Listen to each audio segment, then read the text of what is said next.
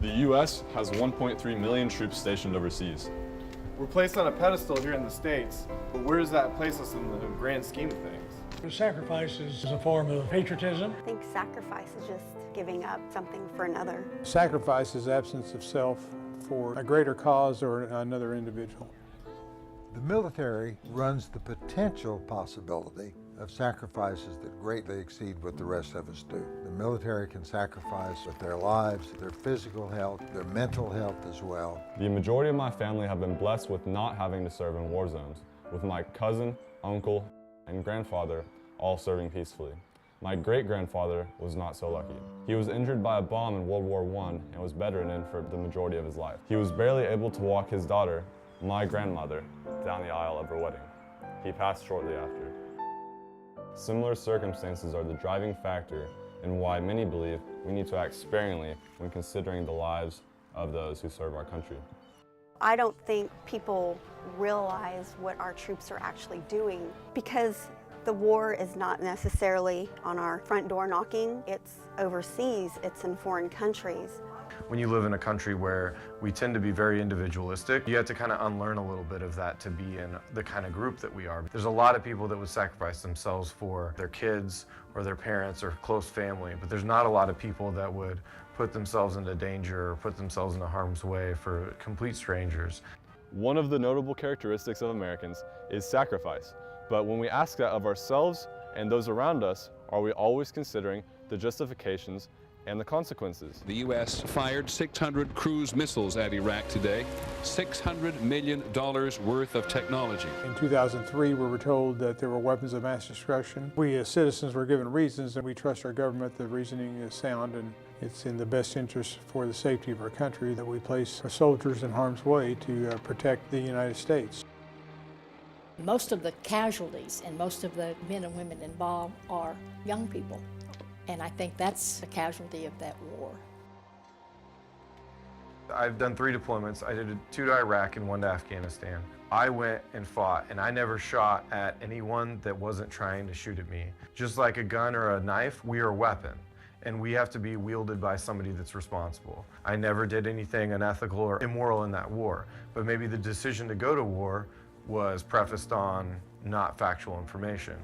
We really fooled ourselves into thinking that we could engage in an expensive operation like that without paying the price. We should take a pause in our efforts to increase spending on non-defense needs and to reduce taxes. However, I will not support the amendment to create a 60-vote budget point of order until the President submits to Congress a detailed report on the costs of our operations in Iraq. I think there should be some financial responsibility for us if the nation's going to war. Some folks at the time said, well, we'll pay ourselves back with oil that we take from the Iraqis. That wasn't going to happen. That didn't happen. It was sold one way when really the goals were something different.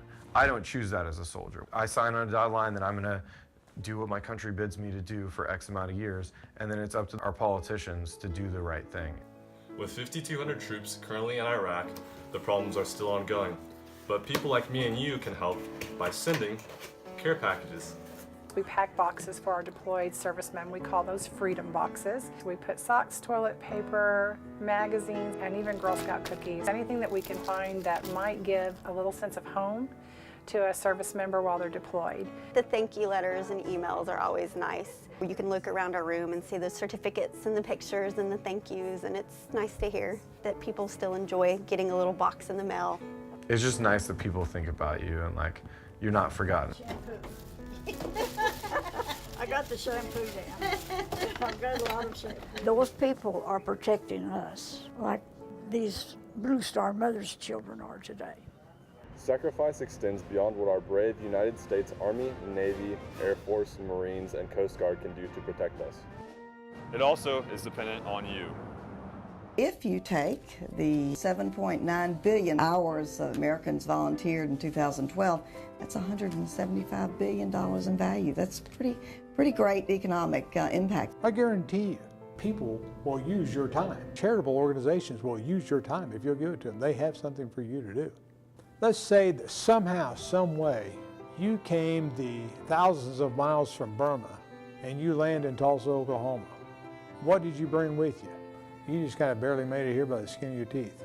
And there's somebody that says, hey, come on by here. We have some really good quality clothes.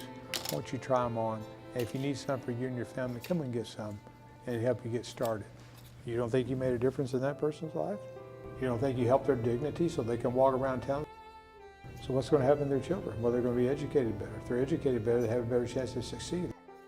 I've traveled a lot in the world. Everywhere I've been, people care about other people, people help other people. But as a cultural quality, volunteerism exists in the United States to a greater degree than I've found it anywhere else in the world. We don't limit ourselves. We just give and give and give. We still have more to do. So, for those of you that are thinking about it, there's plenty of opportunity out there. So, find you an interest and go help them.